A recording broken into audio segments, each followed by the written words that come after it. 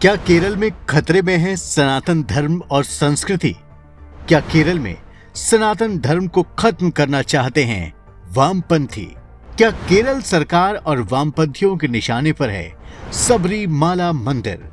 दोस्तों, केरल से आई ये तस्वीरें हर सनातनी को भावुक कर देंगी। ये तस्वीरें सबरीमाला मंदिर में दर्शन के लिए आए श्रद्धालुओं की दयनीय हालत को बयां कर रही हैं। दर्शन के लिए लोगों को खिड़की से बसों में जाना पड़ रहा है। इस मासूम की रोती हुई ये तस्वीर पत्थर दिल को भी पिघला देगी। श्रद्धालुओं में भारी अफरा तफरी के बीच ये बच्चा अपने पिता से बिछड़ गया है। वो हाथ जोड़कर लोगों से गुहार लगा रहा है। चारों तरफ दुर्व्यवस्था और बद इंतजामी का माहौल दिख रहा है। भारत, जिसे लोग हिंदू राष्ट्र बनाने का सपना देख रहे हैं, उसी देश के एक हिस्से में हिंदुओं की ये हालत देखकर लोगों के आंसू निकल रहे हैं। बीजेपी इस बद इंतजामी के खिलाफ सड़क पर उतर आई है। दुर्व्यवस्था इस कदर है कि कांग्रेस, जो इंडिया अलायंस में वामपंथियों की सहयोगी है, उसे भी केरल की वामपंथी सरकार के खिलाफ बोलना पड़ा है। दोस्तों, कहीं केरल से सनातन धर्म को पूरी तरह खत्म करने की साजिश तो नहीं हो रही है? आप देखते रहिए द कर्मा। दोस्तों, पिछले 6-7 दिनों में केरल के सबसे प्रसिद्ध सबरीमाला मंदिर में भारी भीड़ दर्शन के लिए पहुंची है। 80,000 से 1 लाख श्रद्धालु रोज पहुंच रहे हैं। दर्शन का इंतजार 5-6 घंटों से बढ़कर 18-20 घंटे हो गया है। भारी भीड़ के बीच श्रद्धालुओं को काफी परेशानियों का सामना करना पड़ रहा है। विपक्ष ने केरल सरकार पर गंभीर आरोप लगाए हैं।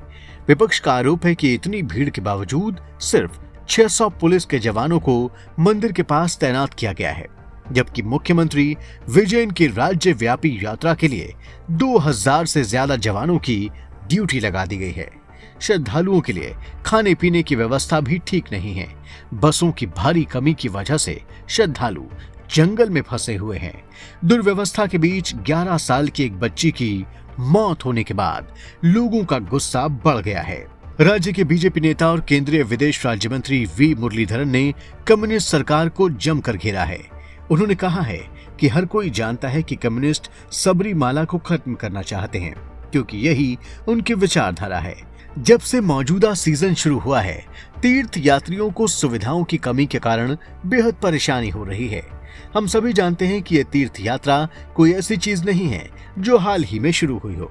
यह सदियों से सबसे लोकप्रिय तीर्थ स्थल रहा है। सरकार सबरीमाला मंदिर को खत्म करने पर तुली हुई है। कांग्रेस के नेतृत्व वाले यूडीएफ के सांसदों ने भी श्रद्धालुओं के लिए सुविधाओं को बढ़ाने की मांग की। कांग्रेस नेताओं ने भी सबरीमाला बचाओ और तीर्थ यात्रियों के लिए न्याय जैसे नारे लगाए। विपक्ष का आरोप है कि पूरी विजयन सरकार सबरीमाला तीर्थ यात्रा के दौरान 27 नवंबर से राज्यव्यापी बस यात्रा पर है। मंत्री क्रिसमस की पूर्व संध्या पर ही अपने दफ्तरों में वापस आएंगे। सबरीमाला मंदिर पर सरकार की अनदेखी से गुस्साए कुछ युवा कांग्रेस कार्यकर्ताओं ने तो त्रावणकोर देवासम बोर्ड के ऑफिस पर धावा बोल दिया। उधर विजयन सरकार ने इन आरोपों का खंडन किया है। विजयन सरकार का कहना है कि इस बार भीड़ बढ़ी है, इसलिए कुछ दिक्कतें आई हैं। अधिकारियों को इन्हें दूर करने के निर्देश दे दिए गए हैं। लेकिन सरकार के दावे चाहे कुछ भी हों, सच्चाई छुप नहीं सकती। मामला संगीन है।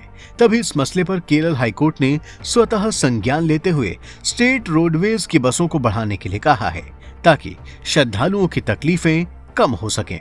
हाईकोर्ट ने व्यवस्थाओं को देखने के लिए एक कमेटी का भी गठन किया है। दोस्तों, केरल भारत का वो राज्य है जहां सबसे पहले चर्च और मस्जिद बने थे। 300 साल पहले यहाँ की 99% आबादी हिंदू थी, लेकिन आज ये घटकर करीब 54% ही रह गई है। आज केरल में दूसरे नंबर पर मुस्लिम आबादी है, जिनका प्रतिशत करीब 27% है। तीसरे नंबर पर क्रिश्चियंस हैं, जो करीब 18% हैं। कुछ एक्सपर्ट्स का मानना है कि हिंदू आबादी के विघटन के कारण ही केरल में वामपंथ तेजी से मजबूत हुआ। पीएफआई जैसे संगठन मजबूत हुए और आरएसएस जैसे हिंदू संगठनों को बढ़ने से रोका गया। पिछले 5-6 साल में आरएसएस ने जब केरल में प्रचार प्रसार तेज किया तो उसे हिंसा का सामना करना पड़ रहा है। कई आरएसएस और बीजेपी कार्यकर्ताओं की हत्या की गई। आरएसएस के दफ्तर पर हमले किए गए। सबरीमाला मंदिर को लेकर भी केरल में काफी बवाल पैदा किया गया। महिलाओं के दर्शन पर विवाद खड़ा कर आस्था को चोट पहुंचाने की कोशिश हुई। अब सरकार पर सबरीमाला मंदिर में दर्शन करने वाले श्रद्धालुओं की अनदेखी का आरोप लगा है। दोस्तों, अब हम आपको सबरीमाला के मंदिर की मान्यताओं और भगवान अयप्पा के बारे में भी बता देते हैं। करीब 800 साल पुराना सबरीमाला मंदिर भगवान अयप्पा को समर्पित है। भगवान अयप्पा भगवान शिव और विष्णु के पुत्र हैं।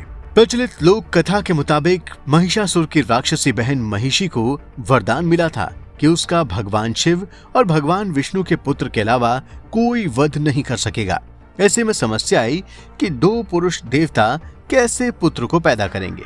तब लीला रची गई।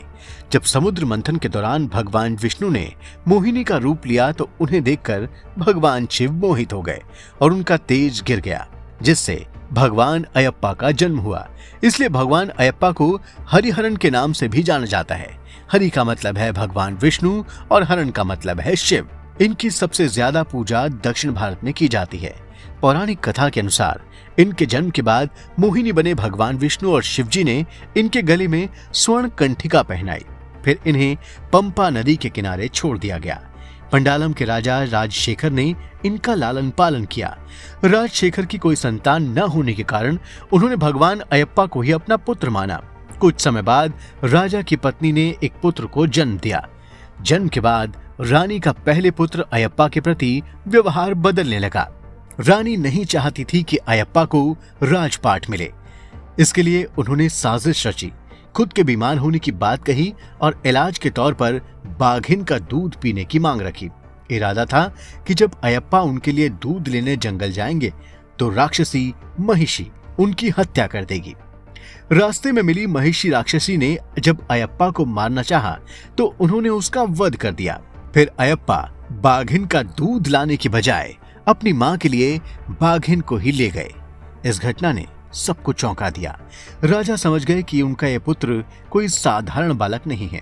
रानी के बुरे बर्ताव को देखते हुए राजा ने उनसे क्षमा मांगी, लेकिन अयप्पा ने राज्य को छोड़ने का फैसला किया और पिता से सबरी की पहाड़ियों में मंदिर बनाने की बात कहकर उच्च लोक की ओर प्रस्थान कर गए।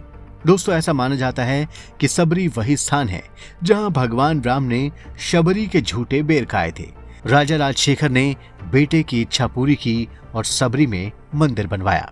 इसमें रखी गई प्रतिमा को भगवान परशुराम ने तैयार किया और मकर संक्रांति के दिन उसे स्थापित किया गया। तब से ये भक्तों की आस्था का केंद्र बना हुआ है। मकर संक्रांति के दिन मंदिर के पास अंधेरे में एक ज्योति दिखती है, जिसे देखने के लिए लाखों लोग यहाँ पहुंचते हैं। श्रद्धालुओं का मानना है कि ये खास तरह की देव ज्योति है, जिसे भगवान खुद प्रज्वलित करते हैं। मकर संक्रांति के दिन दिखने के कारण इसका नाम मकर ज्योति रखा गया है। महिलाओं के दर्शन पर रोक को लेकर यह मान्यता है कि इसमें सिर्फ वही बच्चियां आ सकती हैं जिनमें मासिक धर्म ना शुरू हुआ हो, या फिर वो बूढ़ी औरतें जो इससे मुक्त हो चुकी हों, क्योंकि भगवान अयप्पा ब्रह्मचारी थे। इसलिए ही यहाँ 10 से 50 साल तक की उम्र की लड़कियां और महिलाएं प्रवेश नहीं कर सकती हैं। दोस्तों, सबरीमाला मंदिर और उसकी वर्तमान व्यवस्था पर हमारा ये वीडियो आपको जरूर पसंद आया होगा। अब आप इसे लाइक और शेयर करें और हमारे चैनल को सब्सक्राइब करें, और हाँ, नोटिफिकेशन के लिए बेल आइकन दबाना बिल्कुल ना भूलें। धन्यवाद। जय भगवान अयप्पा।